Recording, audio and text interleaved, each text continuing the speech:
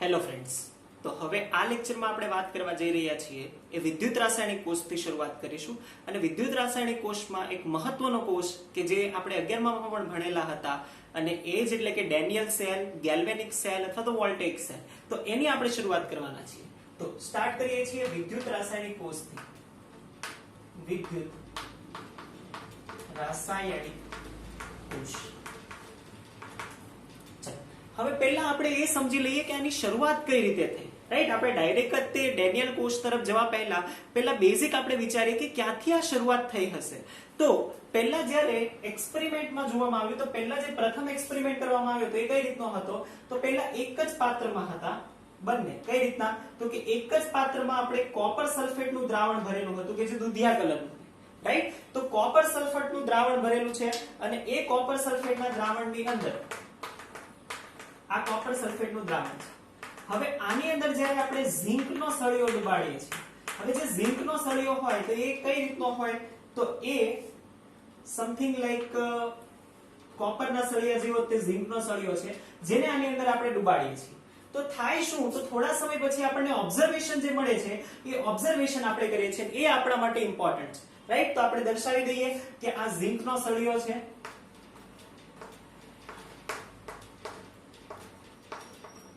અને આ કોપર સલ્ફેટનું દ્રાવણ છે. હવે થયું શું કે આ મૂકી રાખ્યા પછી આપણને ખબર પડી કે થોડા સમય પછી જ્યારે આપણે ઓબ્ઝર્વ કરીએ છીએ તો ઓબ્ઝર્વેશનમાં આપણને જે ઓબ્ઝર્વેશન મળ્યા એમાં આપણે કેટલાક ઓબ્ઝર્વેશન લખીએ છીએ. કે પહેલું ઓબ્ઝર્વેશન તો એ થયું કે કોપર સલ્ફેટનું દ્રાવણ હોય એ દુધિયા રંગનું, ભૂરા કલરનું હોય. રાઈટ, બ્લુ કલરનું સોલ્યુશન હોય. આ જે બ્લુ કલરનું સોલ્યુશન છે એની ઇન્ટેન્સિટી, એની તીવ્રતા ઘટી ગઈ. એટલે કે પહેલા જે બ્લુ કલર હતો, ડાર્ક બ્લુ કલર હતો, એ હવે ઓછો બ્લુ કલર થતો જાય છે. તો થોડા સમય પછીના જે અવલોકનો છે એ અવલોકનો આપણે લખીએ છીએ. થોડા સમય પછી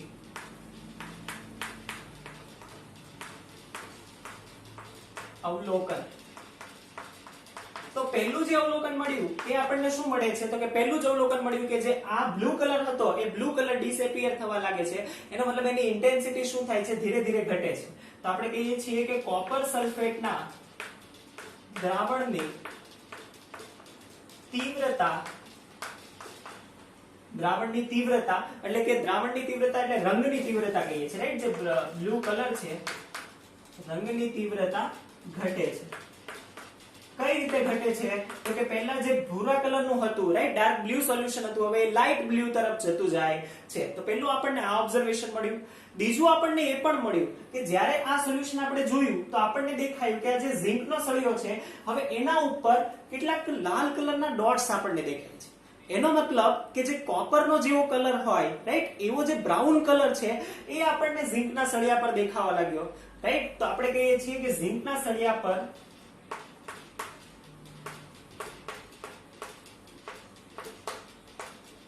કોપરનું નિક્ષેપણ, જેને જ આપણે શું કહીએ છીએ? નિક્ષેપણ. એટલે કે કોપર એના ઉપર જમા થવા લાગ્યું, આવું આપણને લાગે છે. અને ખૂબ જ મહત્વનું કે જે આપણા માટે ઇમ્પોર્ટન્ટ છે કે થોડા સમય પછી આમાં આપણે થર્મોમીટર પણ એડ કરેલી રાખેલું છે.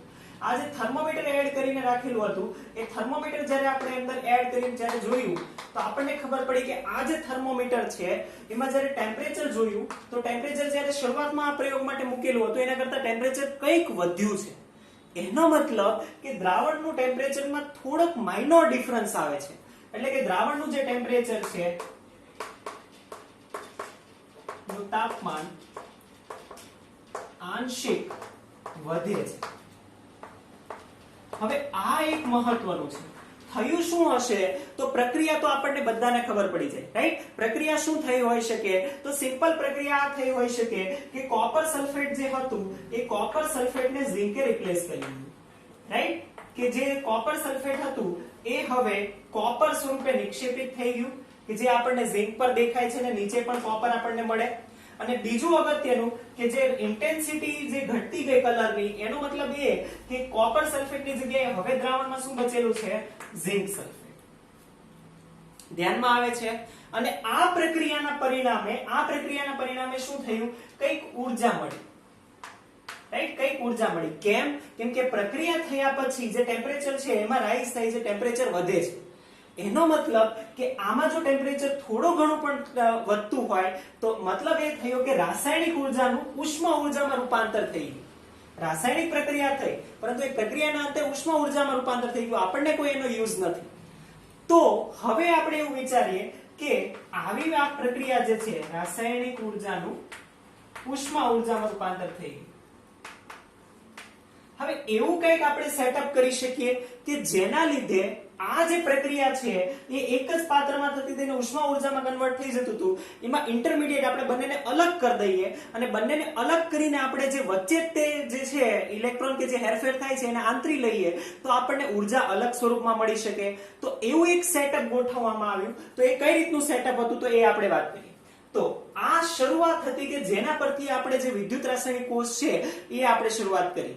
તો જે આ દ્રાવણનું તાપમાન જે વધે છે આંશિક રીતે એના પરથી આપણે કહી શકીએ કે શું થવું જોઈએ કે આ તાપમાન વધ્યું છે તો એનો મતલબ કે કઈક ઉર્જા ઉત્પન્ન થઈ છે, એ ઉર્જા હવે આપણે બીજા સ્વરૂપમાં મેળવવાનો પ્રયત્ન કરીશું। ચાલો તો હવે આપણે વિદ્યુત રાસાયણિક કોષ છે કે એ હવે વ્યવસ્થિત રીતે શરૂઆત કરવા જઈ રહ્યા છીએ, પણ શરૂઆત ક્યાંથી થઈ એ તમને ધ્યાનમાં આવે એટલા માટે આ એક્ઝામ્પલ આપ્યું। આ પ્રયોગ આપણે બધાએ તે ધ્યાનમાં હોય। ચાલો હવે કરવાના છે શું તો કે બંને જે ધ્રુવો હતા કોપર અને ઝિંક એને અલગ કરી દઈએ તો વિદ્યુત રાસાયણિક કોષ બનશે।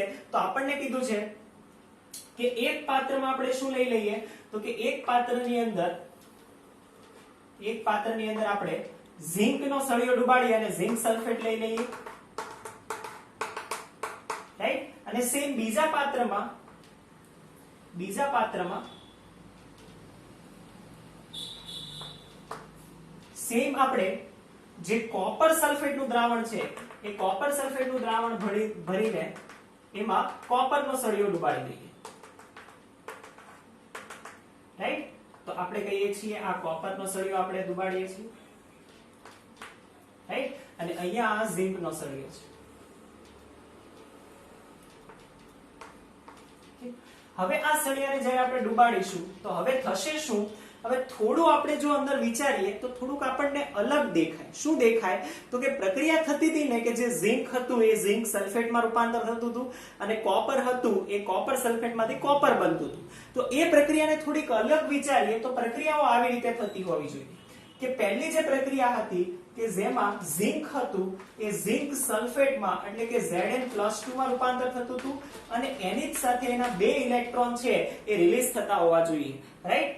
ઇલેક્ટ્રોન મુક્ત કરતી પ્રક્રિયા યાદ કરો રેડોક્સ રિએક્શનમાં આપણે ભણેલા હતા કે જે પણ પ્રક્રિયામાં ઇલેક્ટ્રોન મુક્ત થતા હોય એવી પ્રક્રિયાને શું કહે તો આવી પ્રક્રિયાઓને આપણે કીધું હતું ઓક્સિડેશનની પ્રક્રિયાઓ કે જે ઇલેક્ટ્રોન મુક્ત થાય છે। તો આ પહેલી પ્રક્રિયા છે કે જે આપણને ઓક્સિડેશન પ્રક્રિયા મળે છે, રાઈટ, કે જે આપણે એક જ પાત્રમાં મૂકેલું હતું ત્યારે પણ થતું હતું। તો આ પહેલી પ્રક્રિયા છે તો આ છે ઝિંક સલ્ફેટનું દ્રાવણ અને આ છે આપણે કહીએ છીએ ઝિંકનો સળિયો। સેમ આપણે કહી દઈએ આ છે કોપર સલ્ફેટનું દ્રાવણ અને આ છે કોપરનો સળિયો, રાઈટ। હવે આ બંનેને આપણે પરિપથથી જોડી દઈએ અને એની વચ્ચે જે છે આપણે ગેલ્વેનોમીટર વોલ્ટમીટર મૂકી દઈએ અથવા તો ગેલ્વેનોમીટર થી આપણે પ્રવાહની દિશા મળશે કઈ દિશામાં જાય છે અને વોલ્ટમીટર મૂકીએ તો આપણને જે પોટેન્શિયલ ડિફરન્સ છે એ મળશે। ચાલો આપણે વિગતવાર બધું અભ્યાસ કરવાના છીએ। ઓકે તો પહેલી પ્રક્રિયા તો આ મળી। બીજી સેમ પ્રક્રિયા વિચારીએ તો બીજી પ્રક્રિયા કઈ થતી હતી તો બીજી પ્રક્રિયા આપણે એવું કીધું હતું કે જે કોપર સલ્ફેટ હતું એ શેમાં રૂપાંતર પામતું હતું તો કે કોપર સલ્ફેટ એ કોપરમાં રૂપાંતર પામતું હતું। તો કોપર સલ્ફેટમાં એ હોય Cu+2, રાઈટ, અને એ શેમાં રૂપાંતર પામે છે Cu માં। એનો મતલબ કે અહીંયા શું થાય તો કે જ્યારે +2 હોય એને કોઈ બે ઇલેક્ટ્રોન મળે તો બે ઇલેક્ટ્રોન મેળવીને કોપર સોલિડમાં શું પામી જાય અવક્ષેપ પામી જાય એટલે કે અલગ થઈ જાય, એને જ આપણે નિક્ષેપણ કહીએ। આવું થતું હતું, રાઈટ। સેમ આપણે રેડોક્સ પ્રક્રિયાઓમાં ભણી ગયા છીએ કે આવી જે પ્રક્રિયા છે એને તો આપણે કહીએ છીએ રિડક્શન। તો આવી પ્રક્રિયાને તો આપણે કહીએ છીએ રિડક્શન પ્રક્રિયા। તો ઓક્સિડેશન પ્રક્રિયા રિડક્શન પ્રક્રિયા એ બંને પ્રક્રિયાઓ આપણે અલગ કરી દીધી, રાઈટ। ચાલો તો હવે ઝિંક છે એમાં ઝિંક સલ્ફેટનું દ્રાવણ ભરેલું છે, કોપર છે તે કોપર સલ્ફેટનું દ્રાવણ ભરેલું છે, બંનેને આપણે જોડી દઈએ તો પ્રક્રિયા તો થશે જ, રાઈટ। તો એ પ્રક્રિયા શું થશે તો કે ઝિંક છે એ ઝિંક+2 માં જશે એટલે કે અંદર દ્રાવણમાં જતું રહેશે, રાઈટ? તો અહીંયાથી આ પ્રક્રિયા થાય કે જે આ પહેલી પ્રક્રિયા કહીએ છીએ અને આ બીજી પ્રક્રિયા છે. તો ધારો કે આ પહેલી પ્રક્રિયા અહીંયા થઈ, આ પહેલી પ્રક્રિયા થાય તો 2 ઇલેક્ટ્રોન અહીંયા આવશે, રાઈટ? આ જે 2 ઇલેક્ટ્રોન છે એ 2 ઇલેક્ટ્રોન ટ્રાવેલ કરીને ક્યાં જશે? તો કે આ ઇલેક્ટ્રોન છે એ આ પરિપથમાં ટ્રાવેલ કરીને એ અહીંયા આવશે, રાઈટ? અહીંયા. અને અહીંયા જે કોપર છે એને ઇલેક્ટ્રોન જોઈએ છે, તો એ શું કરશે? તો કે એ 2 ઇલેક્ટ્રોન મેળવશે અને 2 ઇલેક્ટ્રોન મેળવીને અહીંયા પ્રક્રિયા નંબર 2 થશે કે જે આમાં રહેલું કોપર +2 છે. કોપર +2 ક્યાં હશે? વિચાર, આ જે દ્રાવણ છે ને એમાં CuSO4 છે ને એમાં Cu+2 ને SO4 -2 આ બંને આયન રહેલા, રાઈટ? તો આ દ્રાવણની અંદર જે આ Cu+2 આયનો છે એ આયનો હવે ક્યાં આવવા માંડશે? આ કોપરના વિદ્યુત ધ્રુવ પર આવવા માંડશે, રાઈટ? આ રીતે આવવા માંડશે. પણ થશે શું? જુઓ, એક અનબેલેન્સ થાય છે. અનબેલેન્સ થવાનું કારણ શું? તો કે આ અનબેલેન્સ થવાનું કારણ એ કે કન્ટિન્યુઅસ શું થાય છે? તો કે અહીંયાથી ઇલેક્ટ્રોન નીકળતા જાય છે, નીકળતા જાય છે, નીકળતા જાય છે, અહીંયા ઇલેક્ટ્રોન આવતા જાય છે, આવતા જાય છે, આવતા જાય છે. થશે શું? તો કે આ દ્રાવણ જે છે કે જેમાંથી ઇલેક્ટ્રોન નીકળતા જાય છે, અહીંયા ધન વીજભાર વધશે, થવું જોઈએ, રાઈટ? કેમ કે આમાં Zn+2 આવતું જશે, Zn+2 આવતું જશે, આવતું જશે, આવતું જશે. પણ બીજે ક્યાંયથી સલ્ફેટ માઇનસ તો આવતું નથી. આવે છે ક્યાંયથી? નહીં. આ એક જ પરિપથ છે કે જ્યાંથી માત્ર ઇલેક્ટ્રોન જ તે વહન પામે છે. એનો મતલબ કે આ જે દ્રાવણ છે એ આ દ્રાવણમાં ધન વીજભાર વધતો જશે. ધ્યાનથી જોજો, રાઈટ? સમજવાનું છે કે હમણાં જે વચ્ચેનું લિંક આપણે એડ કરવાના છે એના માટે વાત કરીએ છીએ. આમાં ધન વીજભાર વધશે. કેમ? ક્યાંથી આવ્યો ધન વીજભાર? તો કે આના દ્વારા જે Zn+2 આયનો આવ્યા એ Zn+2 આવતા જ જશે, આવતા જ જશે કે એક લિમિટ એવી આવશે કે બહુ વધી જશે આનું પ્રમાણ. સેમ અહીંયા એવું થશે કે અહીંયા પણ શું થશે? વિચાર, અહીંયા Cu+2 જે આયનો છે, આ Cu+2 આયનો એ માત્ર આમાંથી આમાં નીકળતા જશે. એટલે થશે શું કે અહીંયાથી Cu+2 આયનો આના ઉપર જમા થશે કોપર પર, પરંતુ બાકીના જે સલ્ફેટ આયનો છે એ તો એઝ ઇટ ઇઝ આમાં રહેશે, SO4 -2, રાઈટ? એનો મતલબ કે SO4 -2 એઝ ઇટ ઇઝ અહીંયા રહેશે. આથી આ દ્રાવણ છે એ ઋણ વીજભારિત થશે. એટલે બંને દ્રાવણ છે એ વિદ્યુતીય રીતે તટસ્થ નથી. આમાં અતિશય પ્રમાણમાં ધન વીજભાર વધી જશે અને આમાં અતિશય વધારે પ્રમાણમાં ઋણ વીજભાર આવશે. એટલે થશે શું કે આ જે પ્રોસેસ છે એ થોડા સમય તો ચાલશે, પરંતુ પછી આ પ્રક્રિયા અટકી જશે. શા માટે? કેમ કે ધન વીજભાર અને ઋણ વીજભાર છે એ વિદ્યુતીય તટસ્થતા ના જળવાવાના કારણે શું થશે? તો કે એ પ્રક્રિયા અટકી જશે. તો શું કરવું જોઈએ? તો આનું સોલ્યુશન એટલે જ આપણે એને કહીશું સોલ્ટ બ્રિજ, રાઈટ? અથવા તો ક્ષાર સેતુ, રાઈટ? સોલ્ટ બ્રિજ અથવા તો ક્ષાર સેતુની આવશ્યકતા શું? તો એ જ કે જે આ ધન વીજભાર છે એ દ્રાવણમાં એકત્ર થતો રહેશે તો ખૂબ ધન વીજભાર વધી જશે, સેમ અહીંયા ઋણ વીજભાર વધી જશે, પરંતુ એ ક્યાંય ટ્રાન્સફર પામી શકતો નથી કે જેના લીધે જે દ્રાવણ છે એ થોડા સમય પછી એ આ વિદ્યુતનું વહન કરવાનું બંધ કરે છે. તો એનું સોલ્યુશન શું? તો કે સોલ્યુશન એટલે તે ક્ષાર સેતુ. ક્ષાર સેતુ શું છે? ક્ષાર સેતુ શું છે? તો કે ક્ષાર સેતુ એ ઉલટી યુ આકારની જે ગ્લાસ ટ્યુબ છે, યુ આકારની ગ્લાસ ટ્યુબ કે જેને ગ્લાસ વૂલથી આપણે બંધ કરેલું છે, એની અંદર કોઈ વિદ્યુત વિભાજ્ય દ્રાવણ ભરવામાં આવેલું છે, રાઈટ? એ દ્રાવણ તરીકે ઘણા બધા અલગ અલગ સોલ્યુશન હોઈ શકે. હવે આપણે આની પ્રોપર્ટીઝની પણ વાત કરવાના છીએ કે આ ક્ષાર સેતુ જે છે એ ક્ષાર સેતુનું કોણ હોઈ શકે, રાઈટ? પછી એનોડ તરીકે કોણ વર્તી શકે, કેથોડ તરીકે કોણ વર્તી શકે, આ વ્યાખ્યાઓ હવે આપણે લખવાના છીએ. તો આ ડાયાગ્રામ છે એ ડાયાગ્રામ તમે વ્યવસ્થિત બનાવી લો, રાઈટ? શા માટે ક્ષાર સેતુની જરૂર પડી એ જો તમને બ્રીફમાં લખવું હોય તો બ્રીફમાં એવી રીતે લખી શકો કે જે ઝિંકના સળિયાવાળું દ્રાવણ છે, ઝિંક સલ્ફેટ અને ઝિંક સળિયાવાળું દ્રાવણ, એમાં ધન વીજભાર વધતો જશે, સેમ અહીંયા ઋણ વીજભાર વધતો જશે અને વિદ્યુતીય તટસ્થતા ના જળવાવાના કારણે જે વિદ્યુત પરિવહન છે એ બંધ થઈ જશે, અટકી જશે.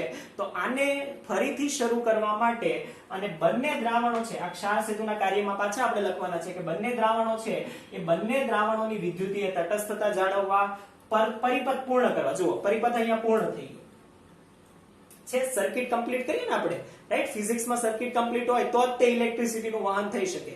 તો એ સર્કિટને કમ્પ્લીટ કરવા માટે આપણે ક્ષાર સેતુ ઉમેરીએ છીએ. તો ક્ષાર સેતુનું આ કાર્ય છે. આ ક્ષાર સેતુમાં કોનું દ્રાવણ ભરી શકાય એની પણ બહુ બધી પ્રોપર્ટીઝ છે, એ આપણે લખવાના છે. રાઈટ? તો ખૂબ જ ઇમ્પોર્ટન્ટ છે. હવે થોડુંક આગળ થોડુંક બ્રીફમાં ડાયાગ્રામ સમજી લઈએ, એટલે ડાયાગ્રામ ઇરેઝ કરીને બધી જે વ્યાખ્યાઓ છે એ આપણે લખી શકીએ. રાઈટ? ડાયાગ્રામ તમે બનાવી લેજો, પછી આપણે ઇરેઝ કરીને એમાંથી જ બધી વ્યાખ્યાઓ લખવાના છે. ઓકે, તો આ બે પ્રોસેસ થઈ. હવે ધારો કે ક્ષાર સેતુ ઉમેરી દઈએ અને એની અંદર કોઈ હવે આપણે દ્રાવણ ભરી દીધું છે. ધારો કે અહીંયા હું દ્રાવણ ભરી દઉં છું KNO3, રાઈટ? KNO3 નું દ્રાવણ પણ આપણે આમાં ભરી શકીએ છીએ, કે KCl, KNO3, NH4NO3 આવા દ્રાવણો ભરી શકીએ છીએ. તો KNO3 નું દ્રાવણ મેં ક્ષાર સેતુમાં ભરી દીધું છે. હવે હું શું કરું છું તો કે હવે ફરીથી આ જે આખો છે એ ફરીથી પરિપથ શરૂ થઈ જશે, રાઈટ? કેમ કે હવે સર્કિટ આખું કમ્પ્લીટ થઈ ગયું છે. ઓકે, એટલે થશે શું? તો થશે એ કે KNO3 નું જે દ્રાવણ છે એ આ બંનેની વિદ્યુતીય તટસ્થતા જાળવશે. કઈ રીતે? તો કે જેટલા આયનો અહીંયા રચાશે ને એટલા જ આયનો જે સોલ્ટ બ્રિજ છે એના વડે બેલેન્સ થશે. એટલા જ માટે એને બ્રિજ કહીએ છીએ, સેતુ કહીએ છીએ. આ બંને વચ્ચે લિંક પ્રોવાઈડ કરે છે, રાઈટ? તો હવે આ બંનેમાં બેલેન્સ થઈ જશે. જેટલા આયનો અહીંયા ખૂટતા હતા એટલા આ સોલ્ટ બ્રિજ પ્રોવાઈડ કરી દેશે, આ પ્રોવાઈડ કરી દેશે અને બંને બેલેન્સ થઈ જશે, રાઈટ? કેમ કે આ બંને બેલેન્સ તો હશે જ તે, કેમ કે બેલેન્સ ઇક્વેશન માંથી આપણે આ લાવ્યા હતા, રાઈટ? તો જેટલા આયનો અહીંયા ખૂટતા હશે એટલા અહીંયા ખૂટતા હશે, તો એકબીજામાં એ બંને બેલેન્સ થઈ શકે છે. હવે અગત્યની વાત એ છે કે આ જે પ્રોસેસ થાય, તો પ્રોસેસ કઈ રીતે થતી હશે? તો વિચાર કે જ્યારે કોઈ પણ આ વિદ્યુત ધ્રુવ છે, ધારો કે આ ઝિંકનો વિદ્યુત ધ્રુવ છે. હવે આ ઝિંકનો વિદ્યુત ધ્રુવ છે એ અહીંયા શું કરશે તો કે ઝિંક આમાં Zn+2 છે એ Zn+2 આયનો આપશે. હવે કોઈ પણ પોતે જો પોતાનો પ્લસ પાર્ટ આપી દે, પોઝિટિવ પાર્ટ આપી દે તો શું થાય? Zn+2 આપી દે તો શું થાય? તો કે એના ઉપર આવશે નેગેટિવ ચાર્જ. ધ્યાનથી જોજો, આ જે ઝિંક હતો એને પ્લસ પાર્ટ આપી દીધો, Zn+2 માં કન્વર્ટ થઈ ગયું, તો અહીંયા નેગેટિવ ચાર્જ આવશે, રાઈટ? તો આ જે છે એ નેગેટિવ ચાર્જ બનશે. ધ્યાનમાં આવે છે કઈ રીતે, રાઈટ? કે આ જે છે એને Zn+2 આપી દીધું તો એ બનશે નેગેટિવલી ચાર્જ, અને Zn+2 આપેલું છે પ્લસ ચાર્જ, એ શું કરશે તો કે એ બનશે ધન વીજભારી. તો આ બનશે દ્રાવણ છે, એ દ્રાવણ કેવું બનવું જોઈએ? દ્રાવણ બનવું જોઈએ ધન વીજભારી. થશે આવી રીતે દ્રાવણ બનશે ધન વીજભારી. હવે થશે શું કે આ જે બંનેની વચ્ચેનો આ જે છે કે જે આને આપણે કહીશું વિદ્યુત ધ્રુવ, રાઈટ? આને આપણે કહીશું વિદ્યુત ધ્રુવ, અને આને આપણે કહીશું જે દ્રાવણ ભરેલું છે એને આપણે કહીશું વિદ્યુત વિભાજ્ય, રાઈટ? વિદ્યુત વિભાજ્ય દ્રાવણ અથવા તો વિદ્યુત વિભાજ્ય. થયું શું જુઓ, આના ઉપર માઇનસ ચાર્જ, આના ઉપર પ્લસ ચાર્જ, તો બંને વચ્ચે પોટેન્શિયલ નો ડિફરન્સ આવશે, રાઈટ? નેગેટિવલી ચાર્જ વિદ્યુત ધ્રુવ અને પોઝિટિવલી ચાર્જ વિદ્યુત વિભાજ્ય. તો બંને વચ્ચેનો જે ડિફરન્સ છે એને જ આપણે કહીશું પોટેન્શિયલ ડિફરન્સ. કોનો? તો કે આ વિદ્યુત ધ્રુવનો પોટેન્શિયલ ડિફરન્સ. ક્યાં રચાય? તો કે દ્રાવણ અને વિદ્યુત ધ્રુવ વચ્ચે પોટેન્શિયલ ડિફરન્સ રચાય. સમજમાં આવશે કઈ રીતે રચાશે? સેમ આપણે કહીએ છીએ કે જે ઋણ વીજભાર છે એમાં શું થશે તો કે ઋણ વીજભાર છે એ શું કરે તો કે એ આવી રીતે કરશે કે આ જે છે એ ધન વીજભારિત પાર્ટ ક્યાંથી લેશે તો કે જે પ્લસ પાર્ટ છે અથવા તો પ્લસ પાર્ટ એ લેશે ક્યાંથી તો કે દ્રાવણમાંથી Copper+2 ને લઈ લે છે, રાઈટ? તો Copper+2 ને લે છે તો દ્રાવણ છે એ આપે છે, દ્રાવણ પોતાનો પ્લસ પાર્ટ આપે છે તો દ્રાવણ બનશે નેગેટિવ, માઇનસ, રાઈટ? કે દ્રાવણમાંથી જે Cu+2 આયનો હતા એ બધા આની ઉપર આવી જશે, અને થશે શું કે એ પ્લસ આયનો આની ઉપર આવે છે તો એ પોતે કેવો બનશે? ધન વીજભાર.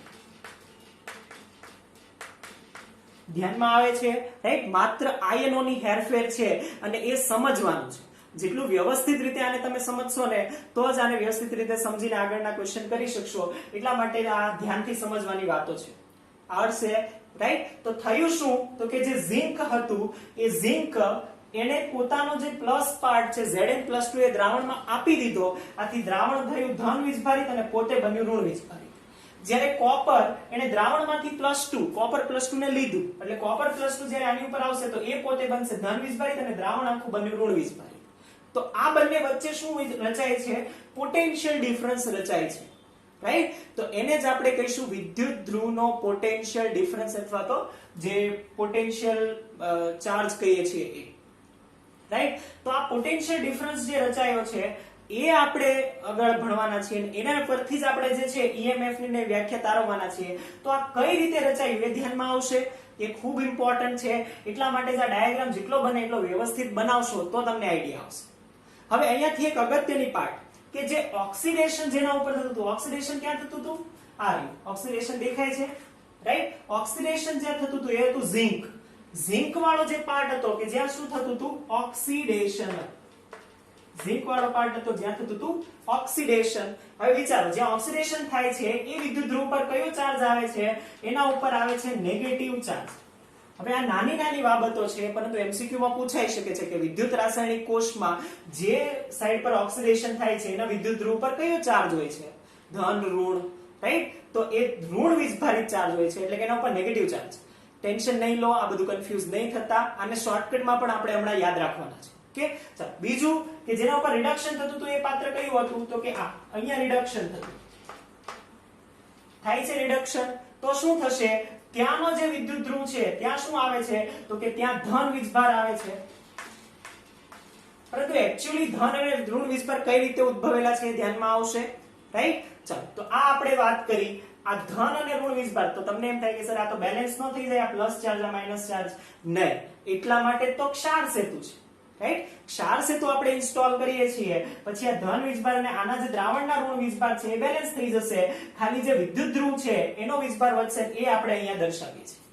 ધ્યાનમાં આવશે, રાઈટ? તો અહીંયા હવે IUPAC આવે છે, રાઈટ? IUPAC જે સંસ્થા છે એના દ્વારા કેટલીક વ્યાખ્યાઓ આપવામાં આવેલી છે. એ વ્યાખ્યાઓને આપણે વિગતવાર ભણવાના છીએ. એના આધારે આખે ને આખો આ જે સેલ છે એ રિપ્રેઝન્ટ કરવાના છે, રાઈટ? તો જે કોષમાં આ જે ઝિંક અને કોપર રહેલા છે એ કોષને જ આપણે ડેનિયલ કોષ, રાઈટ? એને જ આપણે ગેલ્વેનિક કોષ અથવા તો એને જ વોલ્ટેઇક કોષ કહીએ છીએ, રાઈટ? તો આ ત્રણ સેમ જ છે, એમાં કોઈ ડિફરન્સ નથી. આ ત્રણે ત્રણ આટલું જ. બીજું અગત્યનું એ છે કે જે આ વોલ્ટમીટર મૂકેલું છે ને, વોલ્ટમીટર તમને ખબર છે વોલ્ટમીટર શું કરે? તો કે વોલ્ટમીટર આપણે ફિઝિક્સ લેબોરેટરીમાં જોયું હોય તો એ વોલ્ટેજ દર્શાવે, રાઈટ? અને વોલ્ટમાં એ વોલ્ટેજ દર્શાવે, વોલ્ટ્સ હોય એમાં, રાઈટ? વોલ્ટ. તો એ જે વોલ્ટ દર્શાવે, તો વોલ્ટમીટર આપણે મૂકેલું હતું. તો આ કઈ રીતે આવ્યું? પ્રેક્ટિકલી જ આવ્યું છે. આખું સેટઅપ કર્યું હશે, એમાં વોલ્ટમીટર મૂકેલું હશે, અને જ્યારે વોલ્ટમીટર મૂકેલું છે ને એનું જે રીડિંગ હશે તો એ કેટલું આવ્યું? તો એનું રીડિંગ આવ્યું 1.1 વોલ્ટ. 1.1 volt, right? તો એને જ આપણે કહીએ છીએ કે ડેનિયલ કોષ અથવા તો વોલ્ટેઇક કોષ છે એનો EMF અથવા તો પોટેન્શિયલ ડિફરન્સ છે એ કેટલો હોય છે? તો એ પોટેન્શિયલ હોય છે 1.1 વોલ્ટ, રાઈટ? તો આ આપણે કહીએ છીએ વિદ્યુત ધ્રુવનો પોટેન્શિયલ અથવા તો જે કોષ છે એ કોષનો પોટેન્શિયલ, ડેનિયલ ગેલ્વેનિક અથવા તો વોલ્ટેઇક કોષનો પોટેન્શિયલ થશે. તો આ આપણે વાત કરી આ કોષનો પોટેન્શિયલ. હવે આગળ છે આ ડાયાગ્રામ ઇરેઝ કરી અને આ જે ઓક્સિડેશન, રિડક્શન આ બધું થયું છે એને બ્રીફમાં થોડું યાદ રાખવાનો પ્રયત્ન કરીએ, કેમ કે થોડું કોમ્પ્લેક્સ થયું છે. ડાયાગ્રામ સમજમાં આવશે કે? તો ડાયાગ્રામ એકદમ ઇમ્પોર્ટન્ટ છે. એમાં પ્રત્યેક જે વાત છે નાની નાની એ ફરીથી આપણે ઇલોબરેટ કરીને લખવાના છીએ કે, રાઈટ? તો આ ડાયાગ્રામ લખીએ અને ડાયાગ્રામની નીચે એનું એક્સપ્લેનેશન લખીએ છીએ. ચાલો, તો વિદ્યુત રાસાયણિક કોષ હજી શરૂ છે અને એમાં આપણે ડેનિયલ અને ગેલ્વેનિક કોષ છે એને બ્રીફમાં ભણીએ છીએ, રાઈટ?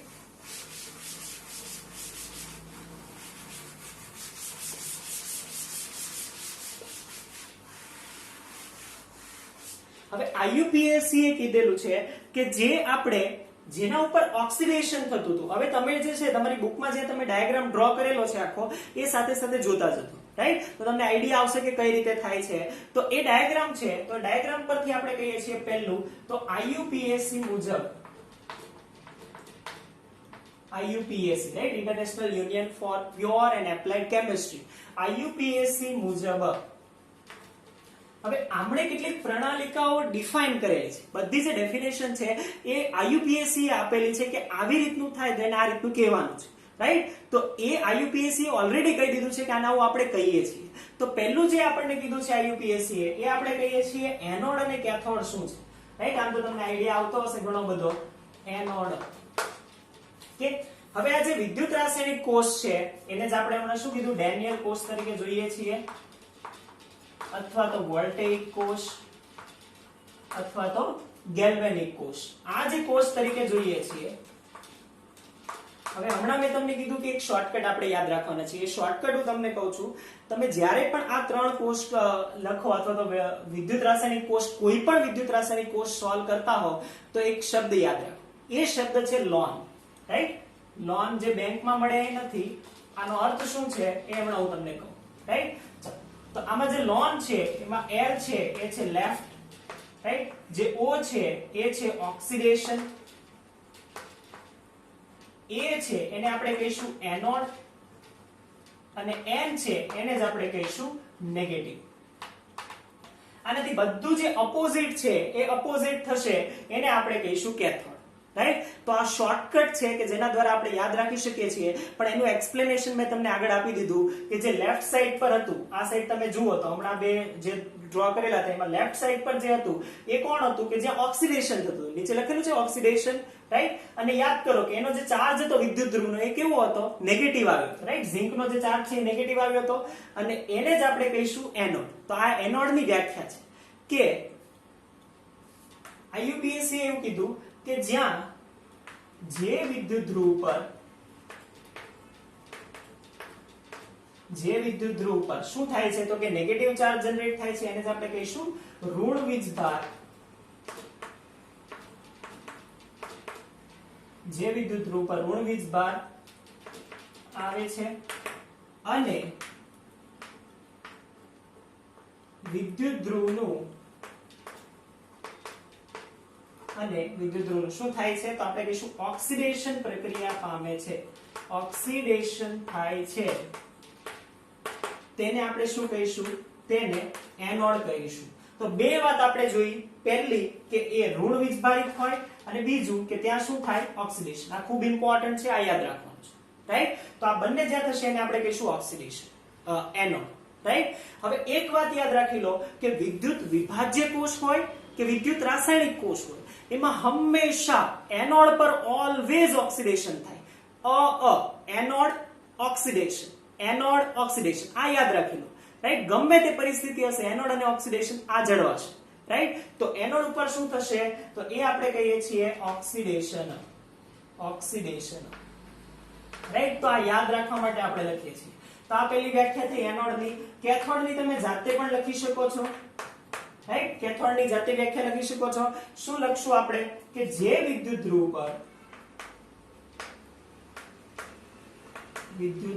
પર શું હમણાં જ આપણે કીધું હતું વિદ્યુત ધ્રુવ પર કેથોડ જે હતું એટલે કે હવે શું થશે આનાથી અપોઝિટ એટલે કે રાઈટ સાઈડ પર કોણ હતું? કોપર. તો એના ઉપર શું થતું હતું? રિડક્શન. એને શું કહીશું? કેથોડ. એના ઉપર કયો ચાર્જ હતો? પોઝિટિવ. તો આપણે કહીશું જે વિદ્યુત ધ્રુવ પર ધન વીજભાર હોય અને રિડક્શન પામતો હોય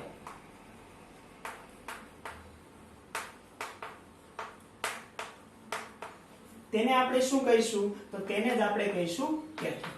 તો જ્યારે ઓલવેઝ વિદ્યુત વિભાજ્યમાં પણ આપણે આ કહેવાના છીએ, અહીંયા પણ કહેવાના છીએ, કેથોડ પર ઓલવેઝ શું થશે? કેથોડ પર ઓલવેઝ થશે રિડક્શન. ઓલવેઝ. રાઈટ? તો આ બે વાત છે એ કોમનલી આપણે યાદ રાખવાના છીએ અને એક જ વાત આ જે શબ્દ છે ને આ શબ્દ યાદ રાખશો ને તો તમને આ સેલ સમજાઈ જશે. Right? Loan. Right? Left side પર ઓક્સિડેશન, એનોડ, નેગેટિવ. કે તો આ યાદ રાખવા માટેની ચાવી છે, ટ્રીક છે, જે તમારે કેવું હોય. રાઈટ? પરંતુ સરળતાથી છોકરાઓ યાદ રાખી શકે એટલા માટે આ ટ્રીક અથવા તો ચાવી છે. રાઈટ? નહીતર આખે ને આખું જે ડાયાગ્રામ છે એ યાદ રાખવું કોમ્પ્લેક્સ થઈ શકે એટલા માટે આ કી છે. કે તો આ કી યાદ રાખીશું. આગળની પણ વ્યાખ્યાઓ આપણને આપેલી છે તો એ વ્યાખ્યાઓ આગળ લખીએ છીએ. હવે હમણાં જ એક મહત્વનો શબ્દ જે આવ્યો હતો અને આ ચેપ્ટર માટે અતિ મહત્વનો અને એ એટલે પોટેન્શિયલ. રાઈટ? Potential difference. તો એમાં અલગ અલગ પોટેન્શિયલ છે. વિદ્યુત ધ્રુવનો પોટેન્શિયલ હોઈ શકે છે, કોષનો પોટેન્શિયલ હોઈ શકે છે. તો એ શું છે અને એમાં તે પ્રમાણિત વિદ્યુત ધ્રુવ પોટેન્શિયલ, પ્રમાણિત પોટેન્શિયલ આ શું છે? આ શબ્દો બહુ કન્ફ્યુઝ થાય છે. તો એ શબ્દોને આપણે એક સાથે તે લખી દઈએ. રાઈટ? ચાલો, કન્ફ્યુઝ થવા જેવું એમાં કશું છે નહીં. અને અગેન આ વ્યાખ્યાઓ પણ કોણે આપેલી છે? IUPAC એ આપેલી છે. તો IUPAC એવું કહે છે કે હમણાં ફરીથી ડાયાગ્રામ જુઓ એકવાર. રાઈટ? ડાયાગ્રામમાં જુઓ તો તમને એવું દેખાય કે જે એનોડ છે જેમાં તે એનોડ ઉપર આપણે કીધું કે નેગેટિવ ચાર્જ જનરેટ થાય છે, એનોડની આસપાસનું જે દ્રાવણ છે એમાં કયો ચાર્જ જનરેટ થાય છે? એ દ્રાવણમાં ચાર્જ જનરેટ થાય છે પોઝિટિવ. તો એ બંને વચ્ચે કઈક પોટેન્શિયલ ડિફરન્સ આવશે. હા. બીજું, એનોડનો ચાર્જ કેવો છે? નેગેટિવ. કેથોડનો ચાર્જ કેવો છે? પોઝિટિવ. તો એ બંને વચ્ચે પણ પોટેન્શિયલ ડિફરન્સ આવશે. ચાલો તો હવે એને આપણે વ્યાખ્યાયિત કરી દઈએ. તો પહેલી વ્યાખ્યા લખીએ છીએ વિદ્યુત ધ્રુવ પોટેન્શિયલ. વિદ્યુત ધ્રુવ પોટેન્શિયલ. વિદ્યુત ધ્રુવ પોટેન્શિયલ. વિદ્યુત ધ્રુવ પોટેન્શિયલ કોને કહીશું? તો કે વિદ્યુત ધ્રુવ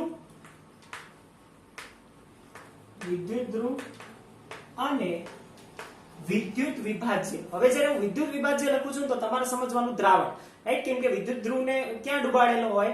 વિદ્યુત વિભાજ્યના દ્રાવણમાં. વિદ્યુત વિભાજ્યનું દ્રાવણ એટલે કે ઝિંક સલ્ફેટનું દ્રાવણ, કોપર સલ્ફેટનું દ્રાવણ.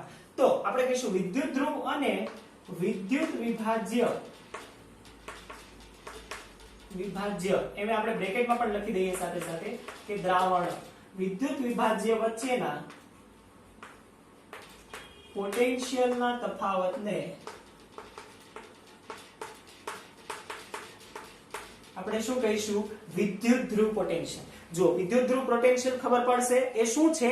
એકચ્યુઅલી એ વિદ્યુત ધ્રુવનો પોતાનો પોટેન્શિયલ છે કે જે દ્રાવણ સાથે એ રચે છે, રાઈટ? હવે આગળ એક ખૂબ જ અગત્યનો ટર્મ આવે છે અને એટલે કોષ પોટેન્શિયલ.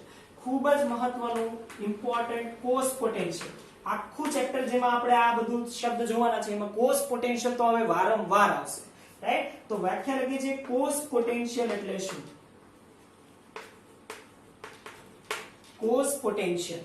હવે જે કોષ પોટેન્શિયલ છે એને આપણે EMF પણ આગળ કહીશું. તો એ શું છે? એ શું દર્શાવે છે? તો કે જુઓ, ફરીથી યાદ કરીએ ડેનિયલ કોષને. તો એમાં બે વિદ્યુત ધ્રુવો દેખાય તમને, રાઈટ? એક હતો એનોડ, એક હતો કેથોડ, એક હતું કોપર ઝિંક, રાઈટ? તો આ જે વચ્ચે છે એ બંને, એક નેગેટિવ છે એક પોઝિટિવ છે. તો એ બંનેની વચ્ચે પણ કઈક ડિફરન્સ હશે, રાઈટ? એ બંનેની વચ્ચે જે ડિફરન્સ છે પોટેન્શિયલ લો, એનાથી આપણને કઈક વોલ્ટેજ મળે છે. આ જે વોલ્ટેજ મળે છે એ પોટેન્શિયલ ડિફરન્સના કારણે મળે છે. તો એને જ આપણે કહીશું EMF અથવા તો કોષ પોટેન્શિયલ. ખૂબ જ અગત્યનું વર્ડ. તો આપણે કહીએ છીએ બે વિદ્યુત ધ્રુવ વચ્ચેના પોટેન્શિયલના તફાવતને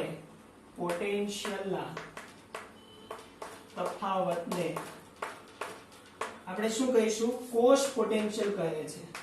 કોષ પોટેન્શિયલ. રાઈટ? સમજમાં આવશે? વિદ્યુત ધ્રુવ અને કોષ પોટેન્શિયલ છે બંને સમાન જેવું, પણ જ્યારે ખાલી વિદ્યુત ધ્રુવ કહીએ છીએ ને તો એમાં એવું થાય કે માત્ર કોપરનો પોટેન્શિયલ, માત્ર ઝિંકનો પોટેન્શિયલ આટલું જ આવે. પરંતુ જ્યારે કોષ પોટેન્શિયલ કહીએ છીએ તો આખે ને આખું જે સેટઅપ રચાયું છે, ઇન્ક્લુડિંગ જે સોલ્ટ બ્રિજ છે, એ આખે ને આખા સેટઅપ થી જે ઉદ્ભવતો EMF છે એ પોટેન્શિયલ ડિફરન્સ છે. ધ્યાનમાં આવશે જે કોમન મિનિંગ છે. તો આ આપણે વાત કરી કોષ પોટેન્શિયલ. હવે અગત્યના કેટલાક શબ્દો આવે છે એ એટલે પ્રમાણિત વિદ્યુત ધ્રુવ પોટેન્શિયલ અથવા તો પ્રમાણિત કોષ પોટેન્શિયલ. હવે જુઓ, આ બંને સમજાય, રાઈટ? વિદ્યુત ધ્રુવ એટલે યા તો કોપરનો યા તો ઝિંકનો. કોષ એટલે શું? કોષ એટલે હવે તમે સમજી જાઓ, આખે ને આખું જે રચાય છે ને, બંનેને ભેગા કરીએ, એનોડ અને કેથોડ ને બંનેને સોલ્ટ બ્રિજ અને વાયર થી કનેક્ટ કરીએ, એને કહેવાય કોષ. આ કોષ સમજાશે, રાઈટ? વિદ્યુત ધ્રુવ કોષ, રાઈટ? આમ સાદી ભાષામાં કોષ અને આમ કહીએ તો વિદ્યુત ધ્રુવ કોષ. આ જે કોષ છે એટલે કે એનોડ હોવો જોઈએ, કેથોડ હોવો જોઈએ, સોલ્ટ બ્રિજ હોવો જોઈએ, એ બંને કનેક્ટ હોવા જોઈએ. આને કહેવાય વિદ્યુત ધ્રુવ કોષ. અને વિદ્યુત ધ્રુવ એટલે માત્ર જે ઝિંકનો સળિયો ડુબાડેલો છે, કોપરનો સળિયો ડુબાડેલો છે. હવે આ બંનેની આગળ કેટલાક શબ્દ લાગશે અને એ શબ્દ એટલે પ્રમાણિત અને બિન પ્રમાણિત. જેમ કે પ્રમાણિત વિદ્યુત ધ્રુવ પોટેન્શિયલ, બિન પ્રમાણિત વિદ્યુત ધ્રુવ પોટેન્શિયલ. જો કે એવી તો આપણે બધું બિન પ્રમાણિત તો વિશેષ નથી જોવાના, પણ સેમ આમાં આપણે જોઈશું પ્રમાણિત કોષ પોટેન્શિયલ અને બિન પ્રમાણિત કોષ પોટેન્શિયલ. હવે જે આ કોષનો પોટેન્શિયલ છે એ કેટલીક બાબતો પર આધાર રાખે છે. અને એ બાબતો કઈ છે? તો કે દ્રાવણની સાંદ્રતા છે, રાઈટ? જે વિદ્યુત ધ્રુવ છે એ વિદ્યુત ધ્રુવ અલગ અલગ પ્રકારના હોઈ શકે, વાયુ પણ હોઈ શકે છે, રાઈટ? તો એ વાયુ વિદ્યુત ધ્રુવ હોય તો એ વાયુની જે દબાણ છે એના પર આધાર રાખી શકે છે, અને મોસ્ટ ઇમ્પોર્ટન્ટ એ એટલે કે સાંદ્રતાને અસર કરતું પરિબળ એ ટેમ્પરેચર છે. તો ટેમ્પરેચર પર આધાર રાખે છે. તો આ જે છે એને લઈને એક પ્રમાણિત પરિસ્થિતિ જાહેર કરવામાં આવી, અને એ પ્રમાણિત પરિસ્થિતિ જે કોષ પોટેન્શિયલ મળે, વિદ્યુત ધ્રુવ પોટેન્શિયલ મળે, એને કહી દીધું પ્રમાણિત વિદ્યુત ધ્રુવ પોટેન્શિયલ. તો સ્ટાર્ટ કરીએ છીએ. પ્રમાણિત વિદ્યુત ધ્રુવ પોટેન્શિયલ એટલે શું, રાઈટ? કન્ફ્યુઝ થતા નહીં, એકદમ કમ્પેર કરીને વ્યવસ્થિત રીતે યાદ રાખતા જજો. તો એ પણ IUPAC જ આપેલું છે, રાઈટ? કેમ કે કોઈકને પ્રમાણિત સાબિત કરવાનું કામ IUPAC જ કરી શકે. ઓકે, તો હવે આ જે ચાવી છે યાદ રહી ગઈ, રાઈટ? તો આ ચાવી યાદ રાખવાની છે, એ પણ આપણે ઇરેઝ કરી દઈએ. ઓકે, તો આગળ આપણે લખીએ છીએ પ્રમાણિત. હવે હું કોના માટે વ્યાખ્યાયિત કરીશ? તો હું કોષ માટે વ્યાખ્યાયિત કરી દઉં છું, રાઈટ? વિદ્યુત ધ્રુવ માટે પણ સેમ જ હોય. તો હું લખીશ પ્રમાણિત કોષ પોટેન્શિયલ, બિન પ્રમાણિત કોષ પોટેન્શિયલ, રાઈટ? ચાલો, તો પહેલે આપણે વ્યાખ્યા લખીએ છીએ પ્રમાણિત કોષ પોટેન્શિયલની. પ્રમાણિત કોષ પોટેન્શિયલ. પ્રમાણિત કોષ પોટેન્શિયલ એટલે શું? ચાલો સ્ટાર્ટ કરીએ છીએ. હવે કેટલીક પરિસ્થિતિ ડિસાઈડ કરી દીધેલી છે, પરિસ્થિતિ નક્કી કરી દીધી કે આ પરિસ્થિતિમાં જો કોષ કાર્ય કરતો હોય તો એને કહીશું આપણે પ્રમાણિત, અને બાકીની પરિસ્થિતિ બદલાય તો એને આપણે કહીશું બિન પ્રમાણિત, રાઈટ? તો એ પરિસ્થિતિ છે ને એ જ પ્રમાણિત કોષની વ્યાખ્યા છે. તો આપણે કહીએ છીએ કે પહેલી જે પરિસ્થિતિ છે એ પરિસ્થિતિમાં પહેલું છે તાપમાન, કે 298 કેલ્વિન તાપમાન. શા માટે 298 કેલ્વિન તાપમાન? કેમ કે જનરલી જે રૂમ ટેમ્પરેચર હોય એ 25 ડિગ્રી સેલ્સિયસ હોય, અને એટલા માટે 298 કેલ્વિન, રાઈટ? તો રૂમ ટેમ્પરેચર જેટલું તાપમાન છે કે 298 કેલ્વિન તાપમાન, 1 બાર દબાણ, 1 બાર દબાણ, અને સાથે સાથે મોસ્ટ ઇમ્પોર્ટન્ટ કે વિદ્યુત વિભાજ્યની સાંદ્રતા, વિદ્યુત વિભાજ્ય ની સાંદ્રતા 1 મોલર હોય ત્યારે મળતા કોષના પોટેન્શિયલને શું કહે છે? તો ત્યારે જે મળે એને આપણે કહીશું પ્રમાણિત કોષ પોટેન્શિયલ. કોષ પોટેન્શિયલ ધ્યાનમાં આવશે તો પ્રમાણિત મળતા કોષના પોટેન્શિયલને પ્રમાણિત કોષ પોટેન્શિયલ કહે છે. ધ્યાનમાં આવશે. તો 3 પરિસ્થિતિ છે. હવે આ જે પરિસ્થિતિ છે અત્યારે તો આપણે એઝ ઇટ ઇઝ આમાં અંડરલાઈન કરીએ છીએ, પણ આમાં જે પરિસ્થિતિ છે ને એક જ પરિસ્થિતિ બિન પ્રમાણિતમાં જનરલી બદલાય, રાઈટ? ત્રણેય બદલાઈ શકે છે, પણ જનરલી જે પરિસ્થિતિ બદલાય ને એ એટલે સાંદ્રતા, રાઈટ? કેમ કે દ્રાવણની સાંદ્રતા તો આપણા ઉપર આધારિત છે, આપણે જેવી બદલવી હોય બદલી શકીએ. તો જનરલી આ બદલાય, એટલે કોઈ પણ એક પણ જો બદલાયેલું હોય, 1 બારની જગ્યાએ જો 3 બાર દબાણ હોય, અથવા તો 298 કેલ્વિનની તાપમાને 330 કેલ્વિન તાપમાન હોય, 1 મોલરની જગ્યાએ 2 મોલર, 3 મોલર, 0.5 મોલર સાંદ્રતા હોય, તો પણ એને આપણે શું કહીશું? તો પણ એને આપણે બિન પ્રમાણિત કહીશું, રાઈટ? એનો મતલબ કે પ્રમાણિત પરિસ્થિતિ કરતા અલગ વિદ્યુત ધ્રુવ પોટેન્શિયલ મળે તો એને આપણે કહીશું બિન પ્રમાણિત. Simple, right? જે પ્રમાણિત ન હોય, ઇન શોર્ટ જે પ્રમાણિત નથી એ બિન પ્રમાણિત. જે વ્યાખ્યા આપણે સરળ કહીએ છીએ. ચાલો, તો બિન પ્રમાણિત છેલ્લી વ્યાખ્યા લખીએ છીએ, અને આઈ થિંક છેલ્લી વ્યાખ્યા છે, હવે કન્ફ્યુઝ નહીં કરીએ, રાઈટ? હવે વધારે વ્યાખ્યાઓ નથી લખવાની, હવે સમજવાના છીએ. ચાલો, તો છેલ્લી વ્યાખ્યા છે બિન પ્રમાણિત કોષ પોટેન્શિયલ. બિન પ્રમાણિત કોષ પોટેન્શિયલ. તો સિમ્પલ વ્યાખ્યા એ જ લખીએ છીએ કે જે પ્રમાણિત પરિસ્થિતિ એટલે આ, ઓરાઈટ? એ તમને યાદ છે કે પ્રમાણિત પરિસ્થિતિ સિવાય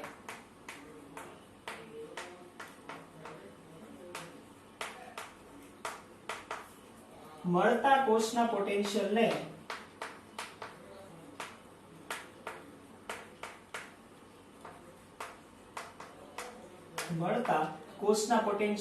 શું કહીશું આપણે? તો એને જ આપણે કહીશું બિન પ્રમાણિત કોષ પોટેન્શિયલ, રાઈટ?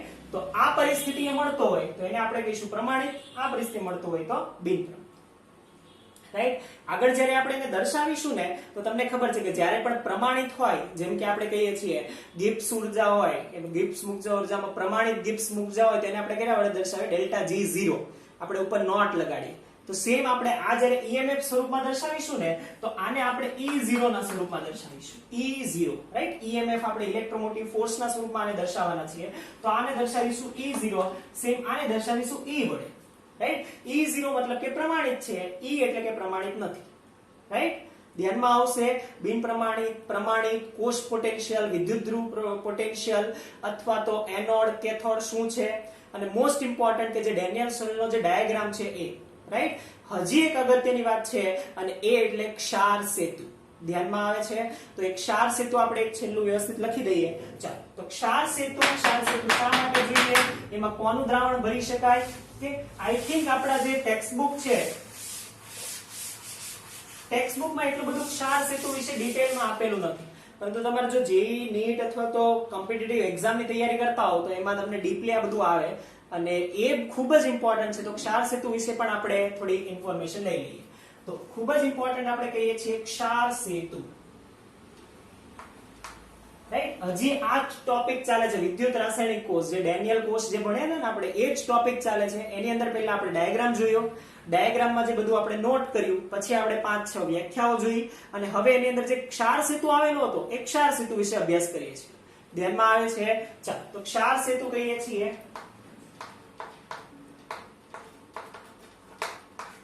ઓકે. ક્ષાર સેતુ પહેલા જ આપણે કીધું કે ક્ષાર સેતુની આવશ્યકતા શું? તો ક્ષાર સેતુની જે પહેલા છે એ આવશ્યકતા અથવા તેનું કાર્ય લખીશું. તો ક્ષાર સેતુની આવશ્યકતા,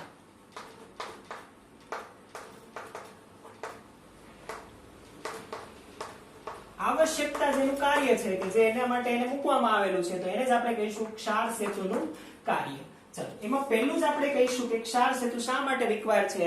તો કે આપણને ખબર છે કે અંદર જે છે નેગેટિવ અને પોઝિટિવ આયનો વધારે જમા થતા હતા, તો એના લીધે શું થયું? તો કે એને બેલેન્સ કરવા માટે, આયનીય જે તટસ્થતા જાળવવા માટે આપણે શું કર્યું? તો કે સહાયક સેતુને ઉમેરેલો છે. તો કે બંને દ્રાવણોને, એનોડ અને કેથોડના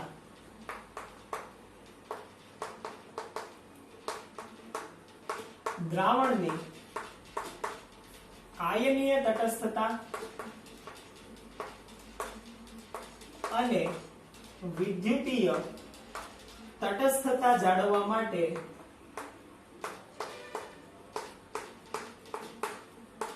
આપણે શું કર્યું છે? ક્ષાર સેતુ ઉમેર્યો છે. તો આ એનું પહેલું કાર્ય થયું કે એ શું કરે? તો કે બંને તરફ જે આયનોની જે ખોટ પડે છે એ ખોટને પૂરી દે અને એના લીધે છે એ વિદ્યુત પરિપથ પૂર્ણ થાય. બીજું અગત્યનું કાર્ય કે એનું વિદ્યુત પરિપથ છે એ પૂર્ણ કરવાનું કાર્ય છે. તો બીજું મહત્વનું અને અગત્યનું કાર્ય કે વિદ્યુત પરિપથ પૂર્ણ કરવાનું. રાઈટ. તમે જો ડાયાગ્રામ જોશો તો ડાયાગ્રામમાં તમને દેખાશે કે શું કરે? તો કે એનોડ થી શરૂ થઈને ઇલેક્ટ્રોન જાય, કેથોડ તરફ આવે, પછી કેથોડ થી પાછો આવવો જોઈએ ને આ રીતે. તો કેથોડ થી પાછો એ સોલ્ટ બ્રિજ માંથી થઈને પાછો એનોડ પર આવે. તો આ રીતે આખે ને આખો જે પરિપથ છે એ પૂર્ણ થાય, એના લીધે છે એ ઇલેક્ટ્રિસિટી જે ઉપર આપણને વોલ્ટેજ છે ડિફરન્સ મળે. રાઈટ. તો આ એનું આવશ્યકતા અથવા તો કાર્ય છે. હવે અગત્યની વાત એ કે ક્ષાર સેતુમાં શું ભરી શકાય? તો કે ક્ષાર સેતુની પહેલા આપણે વ્યાખ્યા લખીએ અને પછી એની ભરી શકતા જે દ્રાવણો છે એની પ્રોપર્ટીઝ લખીએ. તો ક્ષાર સેતુની વ્યાખ્યા, કે તો પહેલા આપણે આવશ્યકતા લખી કે શા માટે જરૂર છે. હવે એક્ચ્યુઅલી એ છે શું? તો કે ઉલટી યુ આકારની નળીમાં, તો આપણે કહીશું ક્ષાર સેતુ શું છે? તો કે ક્ષાર સેતુ એ કાચની યુ આકારની ઊંધી યુ આકારની નળી છે, જેના બંને છેડાઓ ગ્લાસ વૂલથી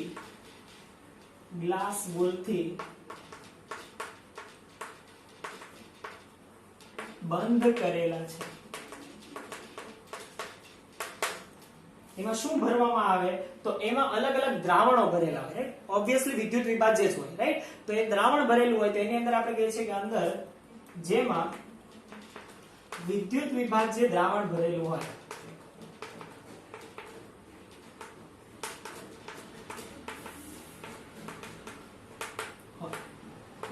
કેવા દ્રાવણો ભરેલા હોય તો એના એક્ઝામ્પલ આપણે લખી દઈએ, જેમ કે KCl નું દ્રાવણ ભરી શકો, KNH3 નું દ્રાવણ ભરી શકીએ, પછી NH4NO3 નું દ્રાવણ ભરી શકીએ, અને મોસ્ટ ઇમ્પોર્ટન્ટ અગર અગર જે લીલ છે એ અગર અગર નું સોલ્યુશન પણ અંદર ભરી શકીએ છીએ.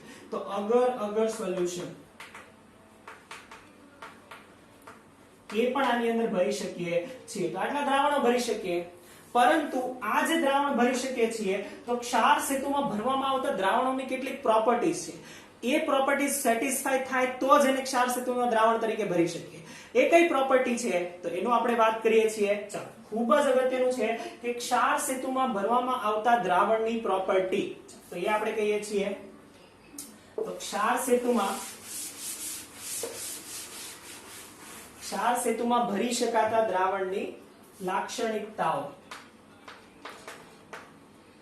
ક્ષાર સેતુમાં ભરી શકાતા દ્રાવણની લાક્ષણિકતા. તો કઈ કઈ લાક્ષણિકતાઓ છે તો એ આપણે લખી દઈએ. ખૂબ જ મહત્વની પહેલી લાક્ષણિકતા છે કે એમાં ધન આયન, બંને આયનોની જે વાહકતા છે એને આપણે મોબિલિટી કહીએ છીએ.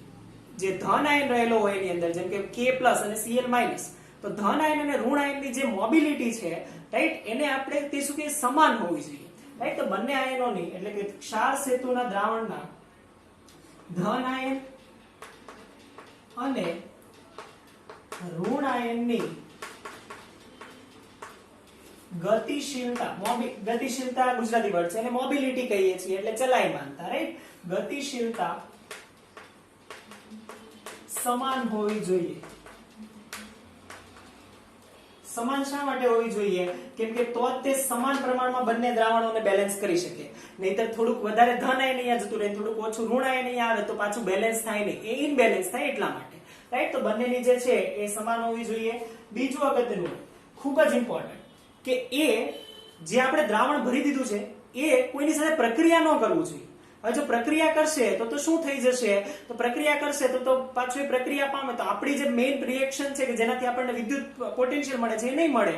તો પ્રક્રિયા કોઈ સાથે ના કરવું જોઈએ. તો કોણ કોણ છે? તો વિદ્યુત ધ્રુવ છે, વિદ્યુત વિભાજ્ય છે. તો કે દ્રાવણ એ વિદ્યુત ધ્રુવ સાથે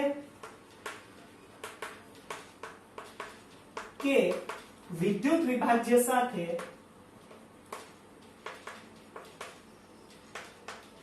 પ્રક્રિયા કરવું જોઈએ ને પ્રક્રિયા ન કરવું જોઈએ, રાઈટ. જેમ કે આપણે સિલ્વરના ઇલેક્ટ્રોડ લગાડેલા હોય અને એની અંદર આપણે KCl નું દ્રાવણ ભરીએ તો શું થાય? તો કે KCl માનો જે Cl છે તો એ શું કરે? તો કે સિલ્વર સાથે રિએક્ટ કરીને AgCl બનાવી દે. તો સિલ્વરનો જે ઇલેક્ટ્રોડ છે એ ખવાઈ જાય, વગર કામનો ખવાઈ જાય. તો એનો મતલબ એ થયો કે સિલ્વર ઇલેક્ટ્રોડ હોય તો એમાં ક્ષાર સેતુમાં KCl ભરી શકાય નહીં. તો આપણે કહીશું જેમ કે Ag વિદ્યુત ધ્રુવ સાથે, Ag એટલે સિલ્વર વિદ્યુત ધ્રુવ સાથે ક્ષાર સેતુમાં KCl નું દ્રાવણ ભરી શકાય નહીં, રાઈટ. નહીતર શું કરે? તો કે AgCl સાથે પ્રક્રિયા કરીને અવક્ષેપ બનાવી નાખે કે જે વણ માંગ્યા છે, રાઈટ. તો આ એની પ્રોપર્ટીઝ હોવી જોઈએ. આ રીતનું હોય તો એને ક્ષાર સેતુમાં આપણે શું કરી શકીએ? ભરી શકીએ, રાઈટ. તો આ રીતની જે વાત થઈ એ ક્ષાર સેતુની વાત થઈ. અને છેલ્લું એક વાત કરી એ એટલે કે ગેલ્વેનિક કોષનો જે પોટેન્શિયલ છે એ. તો પોટેન્શિયલની જે વ્યાખ્યા લખી એની નીચે જ લખી દેવાનું કે જે ગેલ્વેનિક કોષ છે એનો પ્રમાણિત પોટેન્શિયલ 1.1 વોલ્ટ છે. અગેન એ કઈ રીતે મળે? તો પ્રેક્ટિકલી એ સેટઅપ જ્યારે આપણે કરીશું તો આપણને મળે. તો એ ગેલ્વેનિક કોષનો પોટેન્શિયલ છે એ રીતે મેળવી શકાય. તો આ આપણે બેઝિક જે ગેલ્વેનિક કોષની જે માહિતી છે ને એ આપણે જોયું. હવે ખૂબ જ અગત્યનું એ કે આપણે જે આ ચેપ્ટરમાં જોવાના છીએ એ એટલે કે કોઈ પણ ધ્રુવનો પોટેન્શિયલ કઈ રીતે મેળવવો, રાઈટ. પોટેન્શિયલ મેળવવો ખૂબ જ ઇમ્પોર્ટન્ટ છે. તો એ કઈ રીતે મેળવવો એ, અને બીજું કે જે પ્રમાણિત કોષ પોટેન્શિયલ છે એ કોને માનવું? કેમ કે અહીંયા આપણી પાસે બે કે વધારે પોટેન્શિયલ, બે એટલે કે એક પ્રમાણિત મળશે, કઈ રીતે મળશે? એક ઓક્સિડેશન પોટેન્શિયલ મળશે અને એક રિડક્શનના ફોર્મમાં પોટેન્શિયલ મળશે.